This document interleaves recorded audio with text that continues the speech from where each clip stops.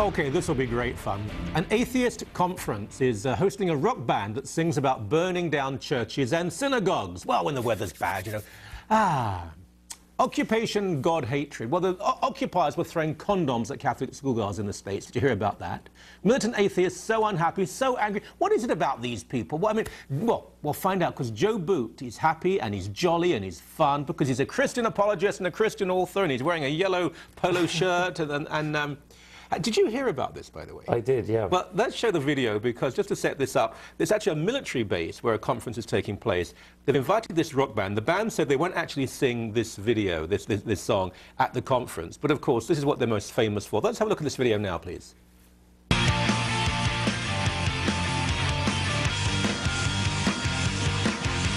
Love how they burn your synagogues. Love how they torture holy books, filling coffers with your grief, filling coffins with your misery. Faith, holding outright criminals safe.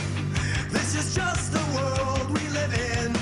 Well, there's a bit spinal tappy there, but you know what? I mean, you know, I got the rhythm a bit there, Joe. I'm getting down with the kids. Got a groove. Now, the first line, burn down synagogues. That's not saying it's terrible. That's rejoicing in it. Last time, well, it happens every now and again, but the most infamous incident, of course, is Kristallnacht, 1938, which was a preamble to the Holocaust. Yeah. They sing this, and they're invited to a conference. Yeah, the whole burning churches and synagogues motif. I was doing some research this week and checking up about what happened in Russia. And it was 1917 when Stalin first completely secularized the schools and said... That was pre-Stalin. He was... Lenin, who said no teaching of Christianity in the schools. And then in 1922, he began the persecution of the church, lootings and burnings of churches. That year alone, 5,000 pastors, nuns, monks were executed. Right. And of course... by the way, Lenin died in 24, so this is still Lenin and Trotsky. Stalin comes in the later 20s. And then the numbers go up to about 40 million at some estimates now. And so it does... I watched the video, the whole music video through, and I read the articles. And the interesting thing, this guy, Justin Griffith, who's organising this event, he says that it's in reaction to a BGA event that happened on the camp a year earlier, which is an evangelical Christian organisation, Billy Graham Association. Oh, okay. Right. And said, well, we need to do something in alleged response to this, because he said he was offended and upset that anybody could suggest that other people's religion was wrong, and yet when he was challenged about the content of the video, the profanity, the blasphemy, the sexual swearing in the songs, as well as the provocative imagery, he says, well, that's the First Amendment. So he wants protection from... So they're hypocrites. Yes, total hypocrisy. First Amendment's for them, not for Christians. You're a leading rock critic. Why was the nun wearing a gas mask? What was all that about? I don't quite follow. Stonehenge. No one knows who they were or what they were doing. If you take some of that imagery, I do take some of that imagery seriously, you know, blood all over, upside down crosses and so on, and burning. I mean, what's next? Swastikas? I mean, this is serious stuff. This is stuff that my grandparents remember. Of what was done to the Jews and what was done to Christians during the 20th century. Let's talk about this, because look, this is a bunch of self-abusers, frankly, and very bad music. I mean, I grew up with good British rock music. This is just crap. However, in the broader field of atheism, there was a time, and believe what you want to believe, thank God we have that freedom. You had people like Bertrand Russell, this incredibly sophisticated, intelligent man, arguing with respect, debating with sophistication against Christians. Now, and we've all been to these conferences and debating, not all, but huge numbers, they're so angry, they're so bitter, they're so lacking in joy, and they claim that they have the answers, but they seem so angry with life. Yeah. There's a new tone to the atheism, for sure. Definitely, previously, some of the leading atheists were more sophisticated in the arguments they tried to advance. Sure they were. And it was a kind of respectful, what you might call ag-theism. They would talk about they're unconvinced by the arguments for theism, but then you had Anthony Flew recently, who converted to theism after a lifetime of atheism, kind of saying, well, I was, you know, finally the design argument and teleological arguments won me over. Now you've got people like Sam Harris. But before you go on, when Flew did this, you know what happened?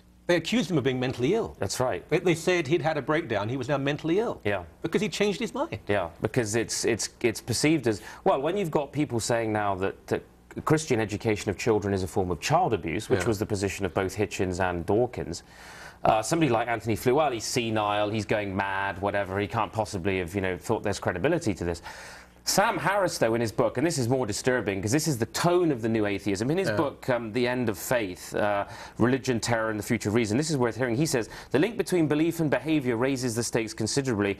Some propositions are so dangerous that it may be ethical to kill people for believing them. This may seem an extraordinary claim, but it merely enunciates an ordinary fact about the world in which we live. Sam Harris, one of the leading new atheists in our time, books read by, hundreds of thousands of people, is saying that we can legitimize killing people for their private beliefs. What are the private beliefs they don't like? Christianity, Judaism, Christian theism.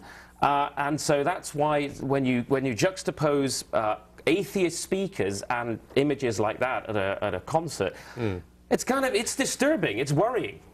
Many people watching will be surprised by this because there's been a concerted attempt in entertainment, media and journalism to portray Christians as being very, very narrow-minded and ignorant, and the atheists as being somehow liberated and clever. Now, there are some clever atheists. Look, I'm not speaking of people who doubt there's a God. That's a lot of people. Those who are militantly committed to atheism. Some are clever. I have to be honest, I haven't met many. The late Rob Buckman, may he rest in peace, I knew him quite well. I honestly never heard him, and he was a doctor, a fine man. I never heard him put up an argument that was beyond the third grade level to defend atheism. That they've declined in intellectual capacity. There were great debates between G.K. Chesterton and George Bernard Shaw in the 1920s and early 1930s. People would actually try to break down the doors to get in. They were so popular. These men, brilliant men, they ended the conversation as friends. Shaw wept when Chesterton died. They respected each other, one a conservative Catholic, one an aggressive atheist. That surely is almost all gone now. Yeah, I think it has for the most part. A lot of the debates I've done, and I've debated, some leading philosophy professors in Canada, as you know. I emceed one. You wiped the floor with that guy. He was the Canadian Humanist of the Year. But I felt sorry for him. In the end, their arguments really amount to what it seems like they've got it off the back of a cereal box, or what they've just picked up in Dawkins' latest book. And one of the reasons for that is when you move away from a more reasoned, well, look, I am finally unconvinced with the arguments for theism, to a you must be an absolute idiot if you believe in God approach. Well, then, of course, there are no arguments that... No, of course not. I mean, fundamentally, atheism, of course, is irrational by definition, because there's no God, there's no design plan, there's no purpose. You're an irrational animal in an irrational universe. So when atheists make irrational statements and do irrational things, I'm not surprised, especially when it becomes vitriolic, because it's irrational by definition. By the way, there's a terrific book coming out, I think it's the end of April, called Heresy, 10 Great Lies They Spread About Christianity, published by McClendon Stewart. By Michael Coren, is it, by any chance? You've got that right. Thank you for your time, my friend. Bless you. Thank you.